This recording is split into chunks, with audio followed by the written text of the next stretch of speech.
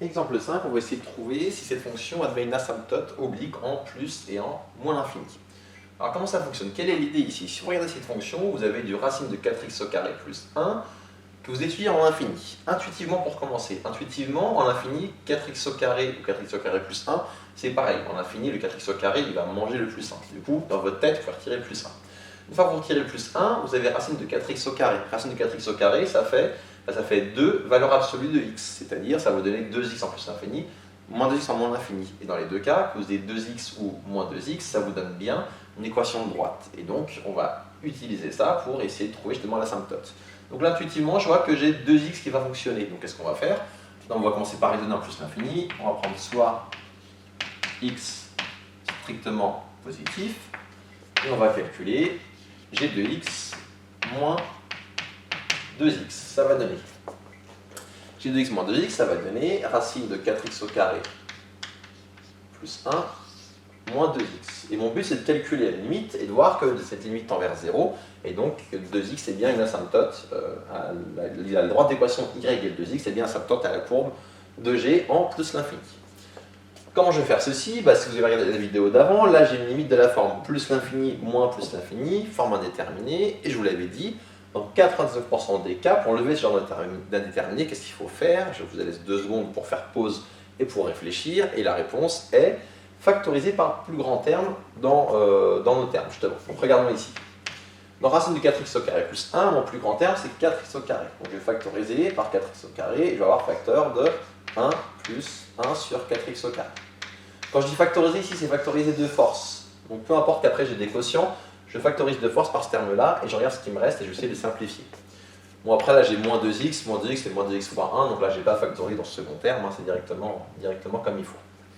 Ce 4x au carré, je vais le sortir, et quand je vais le sortir, je vais avoir, d'ailleurs je vais faire directement les deux cas, ce sera plus facile, donc plutôt dire x strictement positif, je vais dire x différent de 0, je vais vous habituer à aller un peu plus vite et à avoir les bons réflexes.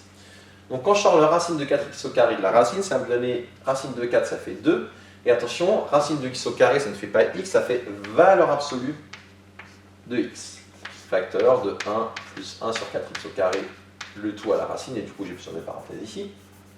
Hop, hop, hop. Donc là, j'insiste bien, comme dans ma racine, j'ai un produit, je peux dire que c'est le produit des racines, et racine de 4x au carré, racine de 4, ça fait 2, et racine de x au carré, ça fait valeur absolue de x. Tout ça, moins 2x. Comme j'ai fait le moins 2x, bon finalement, allez, je vous le fais en 2 fois. Je reprends x strictement positif. Ici, du coup, qu'est-ce que ça va me donner? Ça va me donner, comme x est strictement positif, 2 valeurs absolues de x, ça fait 2x fois la racine, moins 2x, et donc quand je factorise, je vais avoir 2x facteur de 1, non, la racine d'abord, racine de 1 plus 1 sur 4x2, moins 1. Donc je répète, j'ai factorisé par 2x, donc dans le premier terme, il me reste ma racine, et là, dans le deuxième terme, j'avais 2x fois moins 1, donc il me reste moins 1. Est-ce que j'ai levé l'indéterminé en faisant ça? Donc moi, mon but, c'est de calculer sa limite en plus l'infini. La question que je me pose, c'est la limite de ce que j'ai ici quand x tend vers plus l'infini. C'est ça que je cherche ici.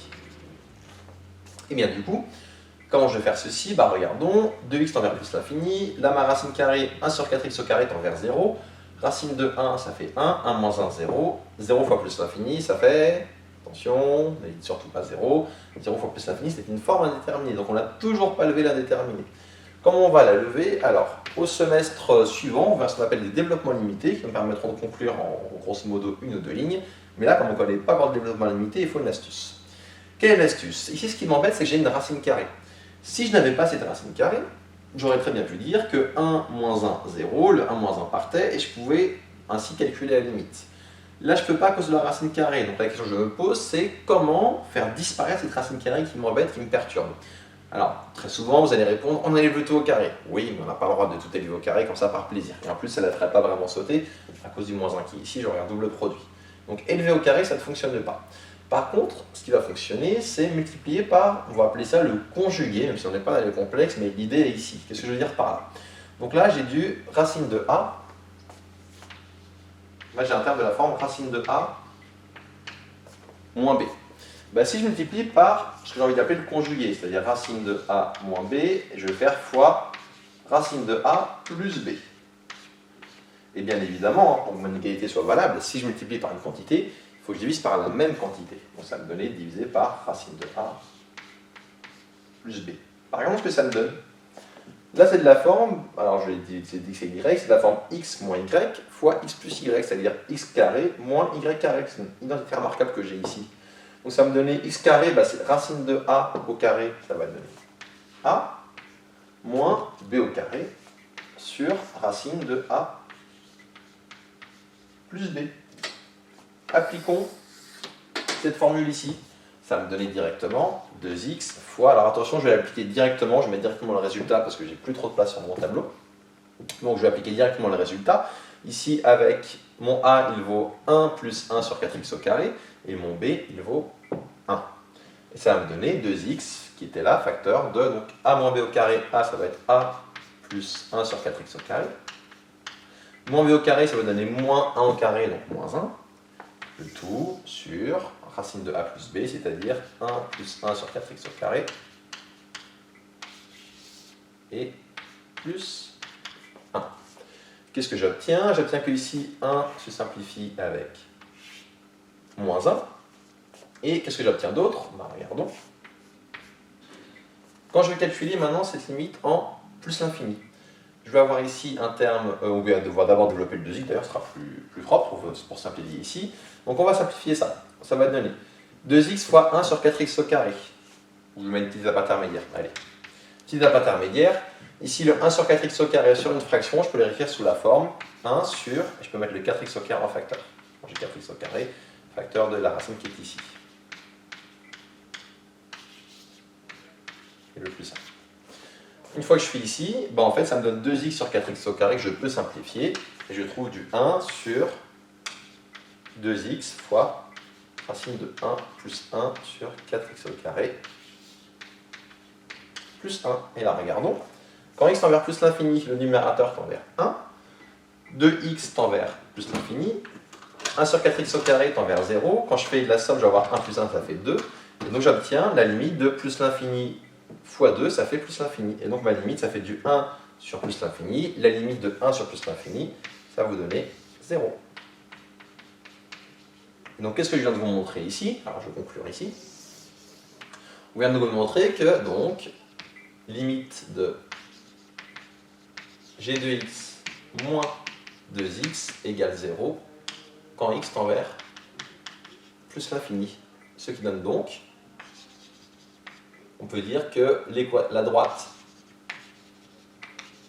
y égale 2x d'équation y égale 2x est une asymptote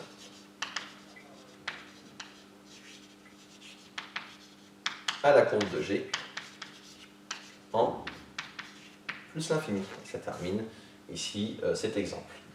Il faudrait faire le cas moins l'infini en prenant x négatif, en reprenant les calculs. Je ne vous le fais pas, je vous laisse le faire un exemple, je vous dis ce qui change. Ce qui change, c'est que ici, du coup, votre valeur absolue de x, quand x est négatif, ça vaut moins x. Alors attention, quand x est négatif, valeur absolue de x, ça vaut moins x. Et du coup, c'est ça qu'on va devoir faire ici.